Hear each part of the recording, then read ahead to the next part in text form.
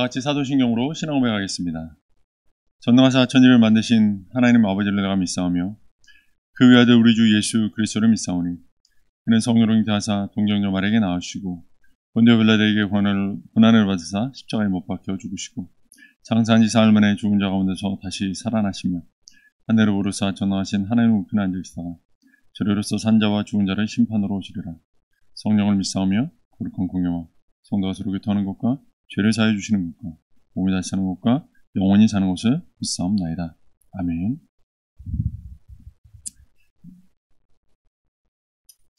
찬송 420장 찬양하겠습니다. 찬송 420장입니다. 찬송 420장입니다.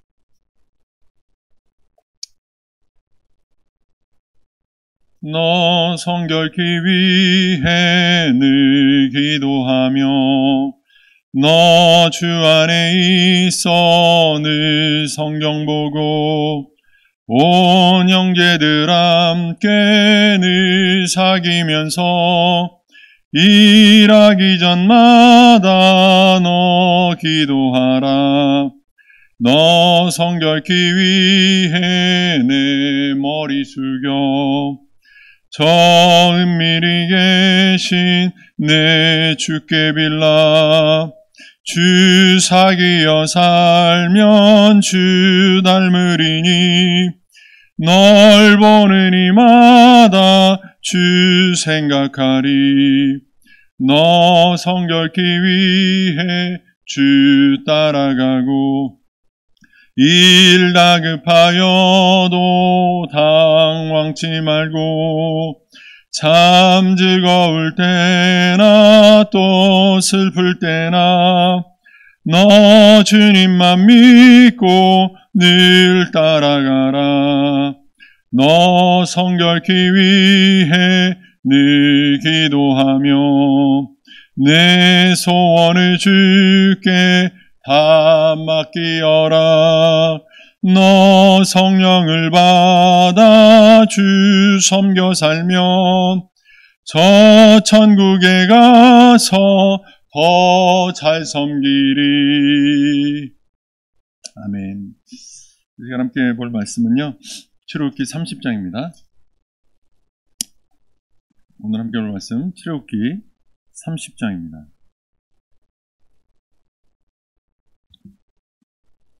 출애굽기 30장 1절부터 38절까지 제가 봉독해 드리도록 하겠습니다.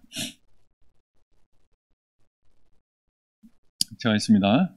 너는 분향할 제단을 만들지니 곧 조각목으로 만들되 길이가 한 규빗, 너비가 한 규빗으로 네모가 반듯하게 하고 높이는 2규빗으로 하며 그 뿔을 그것과 이어지게 하고 제단 상면과 전후 좌우면과 뿔을 순금으로 싸고 주위에 금태를 두루찌며 금태 아래 양쪽에 금고리 둘을 만들되 곧 그 양쪽에 만들지니 이는 제단을 매는 채를 꿰을 곳이며 그 채를 조각목으로 만들고 금으로 싸고 그 제단의 증거계 위 속죄소 맞은편 곧 증거계 앞에 있는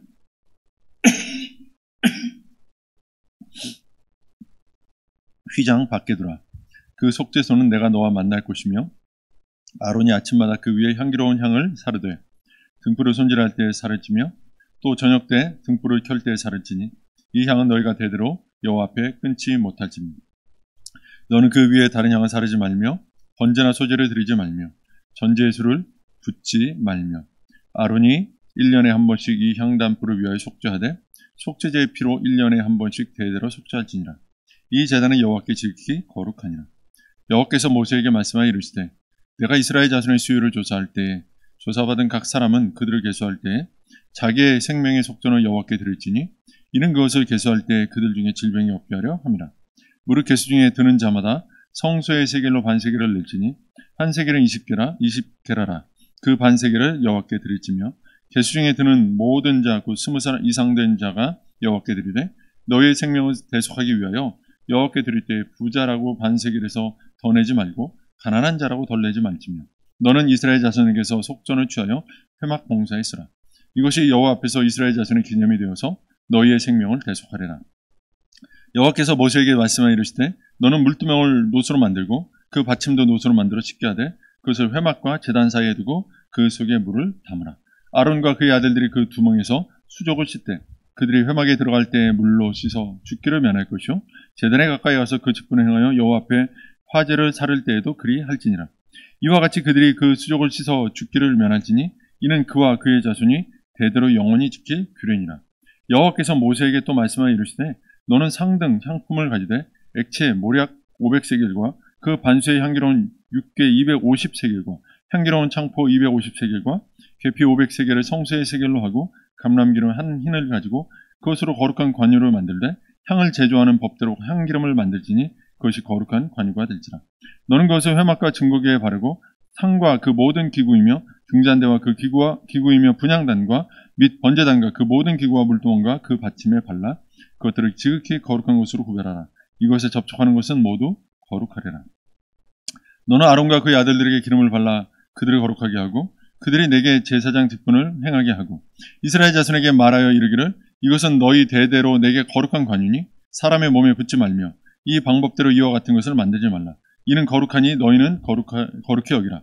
이와 같은 것을 만드는 모든 자와 이것을 타인에게 붓는 모든 자는 그 백성 중에서 끊어지리라 하라.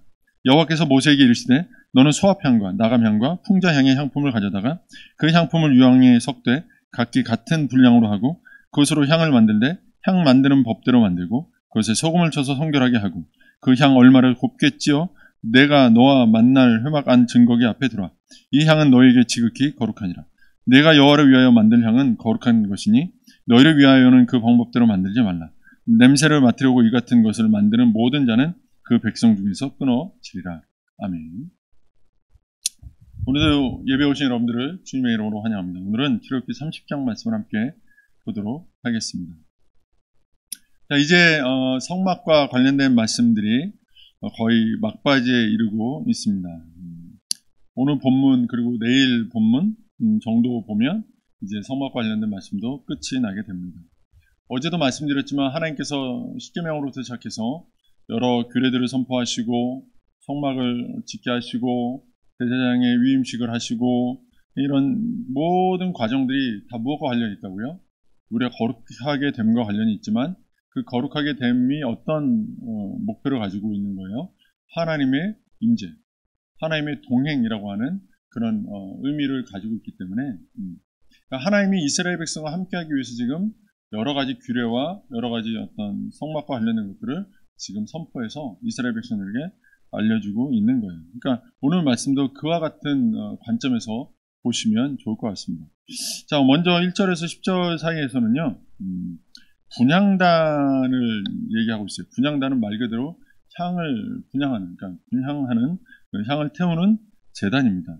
그러니까 전체 성막 안에는 두 개의 제단이 있는데 하나는 번제단, 크게 그러니까 성막 밖에 있는 성소 밖에 있는 큰 제단이 있고요. 그 성소 안에 들어가면 지성소가 그 안쪽에 있지만 그 지성소 바로 앞에 지성소와 성소 안에 지성소와 성소를 구별하는 회장 그 천이 하나 쳐져 있는데요. 휘장 바로 앞에 요 분향단이 있는 거예요. 그래서 이 분향단과 번제단 두 개가 성막에 존재하는 제단입니다. 자, 근데 이 분향단은요, 번제단에 비해서는 크기가 정말 작아요. 가로 세로 모두 한 규빗이니까 대략 50cm 정도 접으면 되시거든요. 그러니까 가로 세로 다 50cm 정도 되는 거에 높이는 두 규빗이니까 1m 정도 되는 그런 정도의 아담한 크기의 제단입니다. 번제단과 비교하면 한 5분의 1 정도 크기밖에 안 되는 그런 제단인 거죠. 이런 작은 제단이 있고요. 이 제단을 만들 때는 조각목이라고 하죠. 이제 우리가 그냥 쉽게 말하면 아카시아 나무의 과인데요. 이런 조각목으로 이 분향단을 만들고 순금으로 둘러쌉니다. 그리고 금태를 두고요. 그렇게 해서 이것을 만들어서 올려놓게 되죠.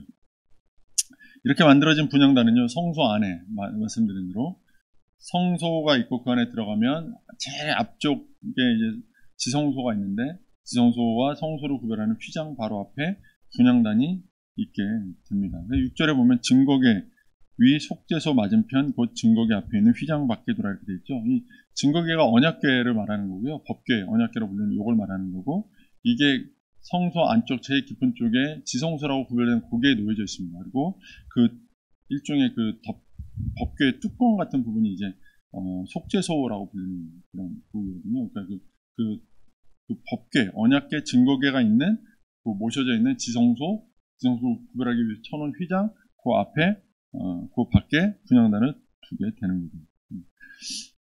이 그 지성소, 법궤가 있고 속죄소가 있는 이곳은요, 어떤 의미가 있는 거냐면 하나님의 임재가 있는, 하나님의 말씀이 있는, 왜냐하면 그 법궤 안에는 하나님의 두 돌판, 십계명에 담긴 돌판이 있잖아요. 그러니까 하나님의 임재와 하나님의 말씀이 있는 그 지성소 바로 앞에 놓인다. 이것은 그 분향단이 그 앞에 바로 놓인다. 그래서 분향단은 그런 하나님의 임재와 하나님의 말씀과 가장 가까이 있는 기물이다라는 것을 우리가 좀 눈여겨볼 필요가 있고요. 이건 어떤 의미가 있냐면 하나님의 임재나 하나님의 말씀과 가장 잘 매칭이 되는, 가장 잘 어울리는 무엇인가를 상징한다라고 볼 수가 있을 것 같아요. 네, 그건 좀 이따 이제 또 얘기할게요. 자, 분향단이라고 하는 걸 좀 더 보면 이 분향단에서는요, 말 그대로 향이 나야 되는 거죠. 좋은 향을 사르게 되는데요. 네. 7절과 8절에 보면 이 향을 대제사장이 아침과 저녁으로 직접 와서 항상 피우게 되어 있어요. 퍼뜨리면 안 돼요. 아침과 저녁에 그 제사장들이 성소 안에는 분향단이 제일 안쪽에 있고 좌우에는 이제 등잔대와 그 등잔대 등불이 있고 그다음에 그 떡상이 있거든요. 그 무교병을 놓는 그 진설산병상이 있는데 이 두 군데를 이제 관리를 하는 거예요. 제사장들은 등잔대에 불을 켜고 떡을 챙기고 대제사장은 안쪽에 분향단에 향을 지피는 일을 합니다. 이건 매일같이 제사장들이 해야 되는 일이에요. 8절은 대대로 지켜 행하라고 말씀하고 있어요. 자, 뿐만 아니라 9절에 보면 이 향을 피울 때요, 대대로 행해야 되는데 아무거나 피우면 안 돼요. 다른 향을 사르지 말라고 이야기해요. 그러면서 34절 이하에 보면 그 향품의 목록이 나와요. 뭐 소합향, 나감향, 홍자향, 향품, 뭐 이런 것들을 어떻게 섞어서 뭐 이렇게 이런 게 다 표현되어 있다. 그러니까 하나님 딱 지정한 대로 만들어야 돼요. 요거는.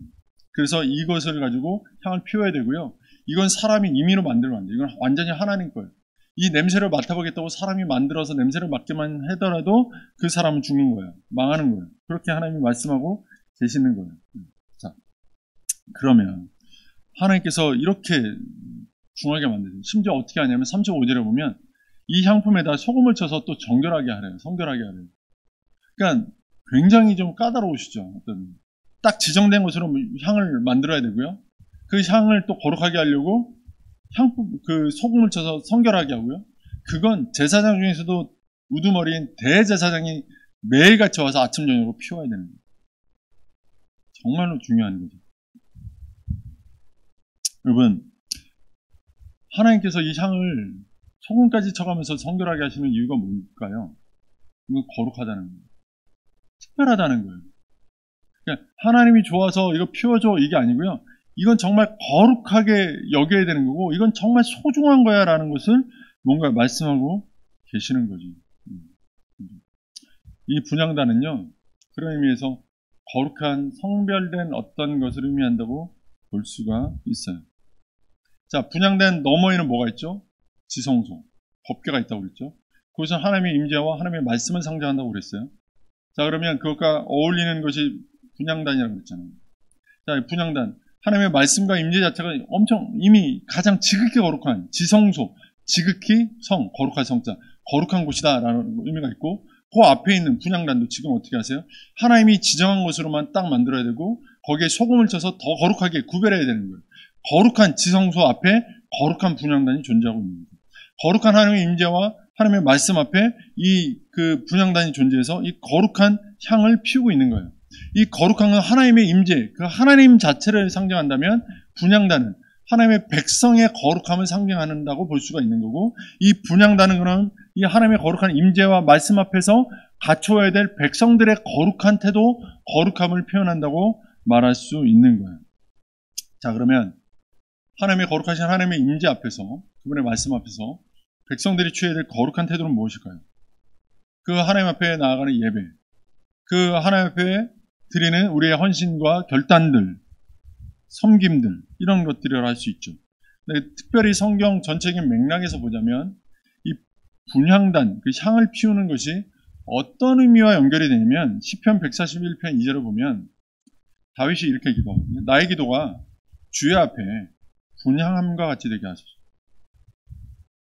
나의 기도가 하나님 앞에 분향하는 것처럼 되게 하옵소서. 이렇게 합니다.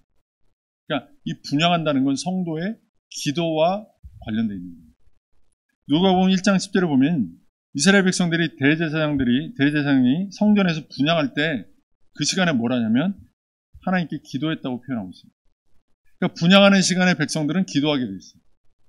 또 요한계시록 5장 8절에 보면 하나님의 보좌 근처에 놓인 그 향연 자체가 성도의 기도로 묘사되어 있어요. 하나님 보좌에서 피어나는 그 향, 그것이 성도의 기도다라고 묘사하고 있다는 거예요. 그러니까 성경 곳곳에서 이 분향의 의미를 성도들의 기도와 연결하고 있는 거예요. 그렇다면 이 성도들의 기도가 결국 하나님의 임재와 하나님의 살아계심을 믿고 그분의 말씀이 참 진리라는 것을 믿는 성도들의 고백적 행위라는 것을 얘기하는 거예요. 그것이 바로 예배다라는 것을 의미하는 거죠. 오늘 저와 여러분이 드리는 기도 역시 하나님 향한 향기로운 분향이 되어야 할 줄로 믿습니다. 오늘 우리가 드리는 예배 가운데 드려지는 이 기도가 하나님께 온전히 드려지는 구별된 향이 되어서 하나님을 기쁘시게 할 수 있기를 소망합니다. 우리 성도들이 이 사실을 또한 이 새벽에만 아니라 여러분이 예배하는 모든 자리에서 또 여러분이 삶으로 하나님의 말씀에 순종하는 모든 자리에서 여러분이 기도함으로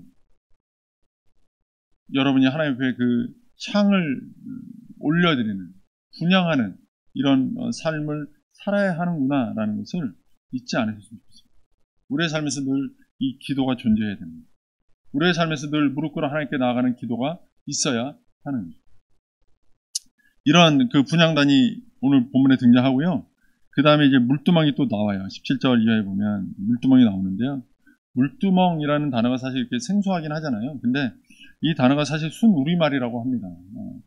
큰 물그릇을, 물을 담아놓는 큰 물그릇을 의미하는 단어예요. 자, 그런데 이 물두멍이에 대한 기록에서 좀 특이한 점이 있어요. 보면 성막에 있는 다른 것들은 대체로 하나님이 뭐 크기나 뭐 재료나 뭐나 이런 다 막 좀 언급을 많이 하시거든요. 근데 물두멍은 재료는 노수로 해라라고 되어 있는데 크기가 안 나와 있어요. 크기가. 재료는 노수로 하고 그 받침도 노수로 해라. 그런데 크기는 얼마다 이게 없어요. 치수나 또 그 모양에 대한 부분이 따로 없어요.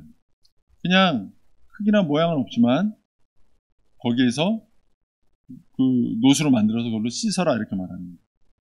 20절에 보면 제사장들은 회막에 들어가기 전에 거기서 씻어야 돼요. 씻지 않으면 안 돼요. 또 제사장들은 제사 드릴 때에도 거기서 씻어야 돼요. 그래서 회막 앞에 이 물두멍이 항상 놓여져 있어요. 자, 이것은 단순히 손을 씻어서 그 위생적인 깨끗함을 만들어라라는 것이 아닙니다. 아시죠? 영적인 의미로서 너희들의 죄를 모두 씻어내라. 너희들을 정결하게 하라라는 이런 의미를 가지고 있는 거죠. 21절에서는 이것을, 그러니까 이 씻는 행위를 대대로 행하여서 영원히 지켜서 행해야 한다라고 말씀하고 있습니다.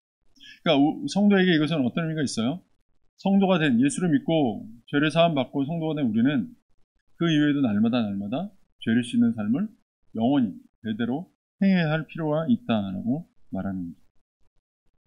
어제 보기도 했고 우리가 이제 계속 봤을 그 번제단에서 제물을 잡아서 피를 바르고 피를 뿌리고 뭐 이런 행위들이 있잖아요. 이 피를 뿌리는 행위는요, 우리를 하나님 앞에서 거룩하게 하는 행위예요. 죄인되었던 하나님의 백성 아니었던 백성들이 하나님의 백성 되는 행위예요.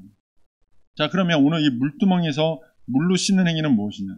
이제 하나님 앞에 의를 회복하여서 하나님의 백성 된 사람들이 하나님 앞에 거룩히 살고자 하나 거룩히 살지 못하는, 그러나 그 거룩히 살고자 하는 싸움을 벌여가는, 우리가 쉽게 말해서 성화라고 부르는 성화의 단계를 걸어가고 있을 때 우리가 그 안에서 발생되어지는 모든 더러운 죄의 요소들을 씻어내는 것과 관련되어 있어요. 그러니까 이것은 회개의 측면이 있는 거죠. 번제의 피뿌림으로 거룩해지는 것은 하나님의 선택적인 구원의 의미, 구원의 은혜의 의미가 있다면 물두멍에서 씻는 이것은 우리가 하나님 앞에 우리의 죄를 회개하고 우리의 삶을 정결하게 하는 그런 의미를 갖고 있는 거예요. 번제단의 피는 우리를 의롭다고 인정하시는 하나님의 의적인 요소가 있다면 물두멍에서 씻는 것은 우리의 성화적인 의미가 있다라고 볼 수가 있다는 말씀입니다.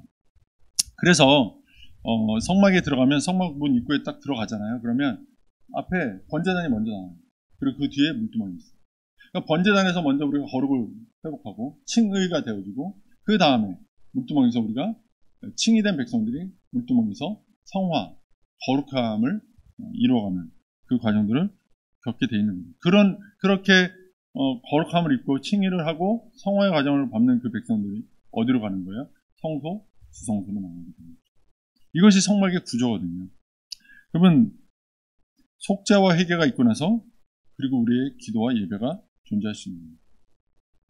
거룩함 번제단과 또 그 칭의 번제단과 성화의 물두멍을 거쳐서 분향하는, 기도하고 예배하는 성소로 들어가고 그 안쪽에 하나님의 임재가 있는 지성소로 들어가는 그러한 어떤 과정을 성막이 우리에게 보여주고 있다라고 할 수 있는 거예요.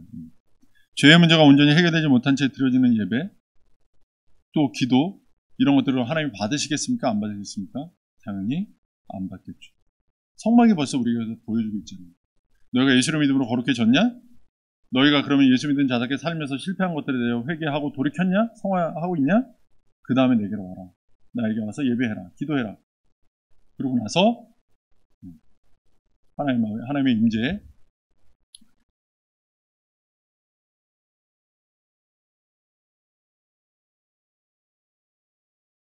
그러면 우리가 이제 하나님의 백성이 하나님 앞에 나가서 하나님과 교제하고 하나님과 평안을 누리기 위해서 무엇을 항상 해야 되겠습니까? 회개. 그럼 회개를 하려면 우리는 우리의 삶을 늘 말씀 앞에서 조명해 봐야 되겠죠. 늘 들여다 봐야 되겠죠. 이게 중요해요. 그런데 보세요. 오늘 이 물두멍의 재료가 뭐라고 그랬습니까? 놋이에요. 놋.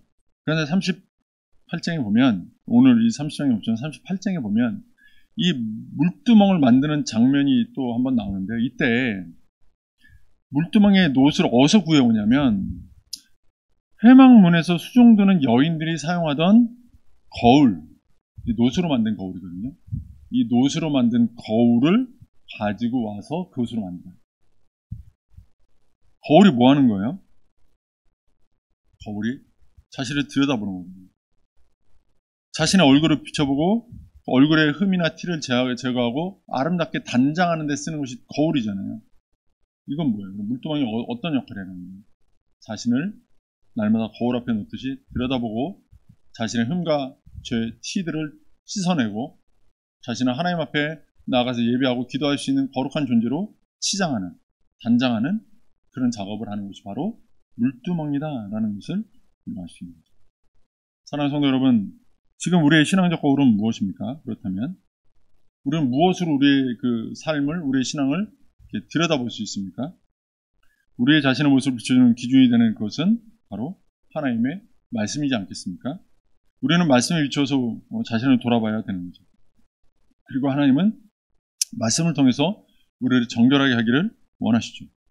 그러면 우리는 말씀의 기준에 맞춰서 단지 내가 생각하는 어떤 윤리적인 기준이나 도덕적인 기준이 아니라 사회적인 기준이 아니라 하나님의 기준선상에서 하나님의 말씀의 기준에서 하나님의 백성다운 거룩함을 이루기 위해서 날마다 살아가고 정말 그렇게 살아가는 것을 말씀을 통해서 점검하고 이런 삶을 살아내야 하는 것입니다. 말씀을 가까이 함으로써 우리는 거룩을 향해서 더 가까이 나아가게 됩니다. 여러분, 우리가 사실 그렇게 날마다 말씀을 들어보는 건 사실 쉽진 않아요. 그런데 여자 성도님들 생각해 보십시오. 여러분들이 밖에 그냥 집 밖에 가게에 가더라도 거울 한번 보지 않으십니까? 혹시 뭐가 묻지 않았을까? 또 누구랑 식사를 한번 하더라도 거울 보지 않습니까? 입에 뭐 묻지 않았을까? 우리는 살면서 늘 자기 자신 겉으로 드러나는 외면을 보는데 신경을 써요. 근데 우리의 내면, 우리의 심령, 우리의 믿음을 보는 데는 신경을 안 쓰면 되겠습니까? 날마다 말씀을 통해서 우리가 우리 내면을 좀 들여다봤으면 좋겠습니다.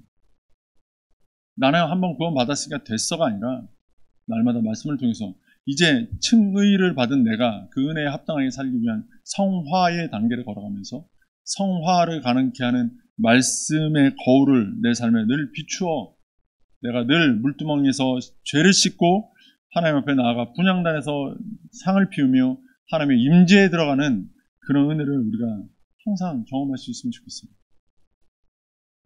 우리가 예배에 나와서도 은혜를 누리지 못하는 이유?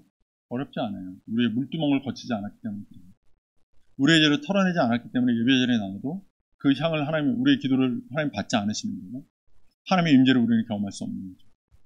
우리가 우리에게 주신 말씀을 통해서 그 말씀으로 물두멍 삼아 우리를 정결하게 씻고 단장해서 하나님 앞에 설 수 있으면 좋겠습니다. 그렇게 말씀으로 잘 단장된 성도들이 되어서 하나님 앞에 하나님이 기뻐하시는 향을 피우는 향 같은 기도를 드리고 예배를 드리는 백성들이 되어서 하나님의 은혜의 임재 앞에 그 풍성한 기쁨을 누리게 되는 그런 성도들이 되시기를 주님의 이름으로 축원합니다. 기도하겠습니다. 하나님 감사합니다. 우리 사랑하는 성도들, 오늘 말씀을 통해서 분향과 물두멍에 대해 보았습니다. 하나님, 우리의 삶에서 늘 하나님을 향한 분향함이 있게 없어서 정결한 심령을 가지고 물두멍에 씻겨진 깨끗한 심령을 가지고 하나님 앞에 나아가 아름다운 향기로운 기도와 예배를 하나님께 드리며 하나님의 임재를 경험하는 백성들이 될 수 있도록 진정한 신앙의 기쁨을 누리는 성도들이 될 수 있도록 은혜 베풀어 주시기를 간절히 원하고 예수님의 이름으로 기도합니다. 아멘. 이 시간 함께 기도하기 원합니다. 오늘 말씀을 듣고 기도하시면 좋겠고요. 우리 주일학교 여름 행사들을 위해서도 계속 기도해 주십시오.